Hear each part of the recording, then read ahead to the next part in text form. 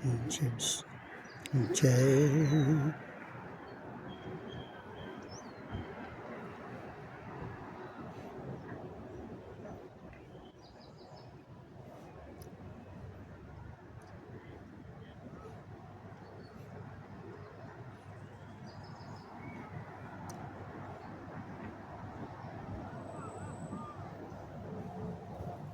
सिया राम मैं सब जग जानी, हरहु नाथ मन संकट भारी।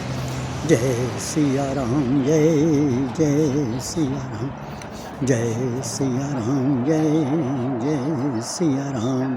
डॉक्टर बालादत्त। मित्रों, आज मैं आपके सामने भारत में जो कुछ हो रहा है उसका थोड़ा सा विवरण आपके सामने रखूँगा। हमारे भारत में यह आध्यात्मिक देश ज़्यादा रहा है। यहाँ पर वेद, उपनिषद और गीता 3 महाग्रंथ हैं जिन पर कोई भी विवाद नहीं है। लेकिन मैंने इनका अध्ययन किया, मुझे इन 3 महाकाव्यों में, 4 वेदों में और 11 उपनिषदों में और एक गीता में कहीं भी जाति शब्द नहीं दिखाई दिया। किसी भी ग्रंथ में जाति के बारे में कहीं भी नहीं कहा गया है। केवल वर्णाश्रम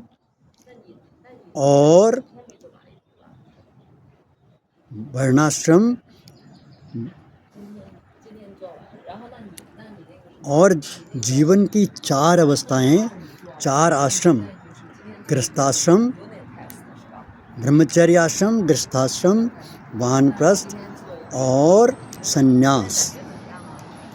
यहाँ भी कहीं जाति का कोई मतलब नहीं है। वेदों के रचयिता वेदव्यास स्वयं एक नाविका के पुत्र थे। वाल्मीकि स्वयं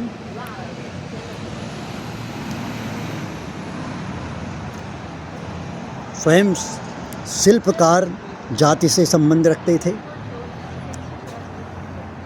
पर उस समय किसी प्रकार का भेदभाव नहीं था। लेकिन जैसे जैसे हमारा देश आगे बढ़ता गया और हमारे देश की राज सत्ताएँ समाप्त होने लगी और विदेशी लोगों का आक्रमण होने लगा, उसके आने के बाद से 11वीं शताब्दी से लेकर 19वीं शताब्दी के अर्धकाल तक भारत को विकृत करने का काम यहाँ के शासक करते रहे। पहले जितने भी मुगलिया खानदान या चंगेज़ खां या और जितने भी राजा लोग जिन्होंने भी भारत पर आक्रमण किया, मुसलमानों ने, उन्होंने पहले तो केवल लूटपाट तक सीमित रखा, लेकिन बाद में उन्होंने यहाँ राज करने का मन बना लिया। लेकिन उन्होंने मन बनाने के साथ ही धर्म परिवर्तन ज़बरदस्ती शासन के आधार, शक्ति के आधार पर लोगों का धर्म परिवर्तन करना भी शुरू कर दिया, जिससे हमारे यहाँ एक विकट समस्या पैदा हो गई। और उस ज़माने में हमारे विद्वत लोगों ने सोचा कि हमें बाल विवाह अपना लेना चाहिए ताकि हमारी कन्याएं किसी प्रकार से उन विधर्मों के चक्र में न फंसें। परंतु धीरे धीरे ये बातें बढ़ती गई और हमको बांटने का प्रयास किया गया। इसके लिए एकमात्र सूत्र था जाति। हिंदुओं को, हिंदू थे सब, आज भी सब हिंदू हैं, लेकिन उनको जातियों में, फिरकों में, छोटे छोटे टुकड़ों में बांटने का प्रयास 11वीं शताब्दी से शुरू हुआ और 19वीं शताब्दी के अर्धकाल तक अंग्रेज़ों ने इसको और ज़्यादा बढ़ाया।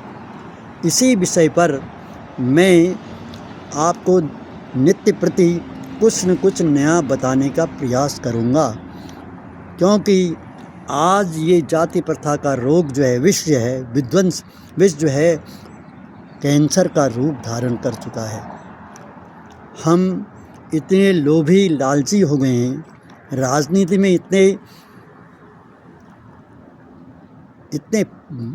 बस गए हैं कि हम अपना हित ही सब कुछ, अपने हित में ही सोचते हैं।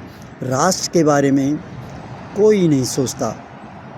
जो भी सत्ता में आता है वो किसी पक्ष को उभारता है और उनको उभारने से उनको वोटों की प्राप्ति होती है। ये प्रथा बहुत समय से चली आ रही है, आज से नहीं। 1952 के बाद से ये कार्यक्रम शुरू हुआ और आज भी वो कार्यक्रम चल रहा है। इसीलिए क्षेत्रीय पार्टियां उभरी और अब वो अंत की तरफ जा रही हैं। आज इतना ही क्रमशः। धन्यवाद।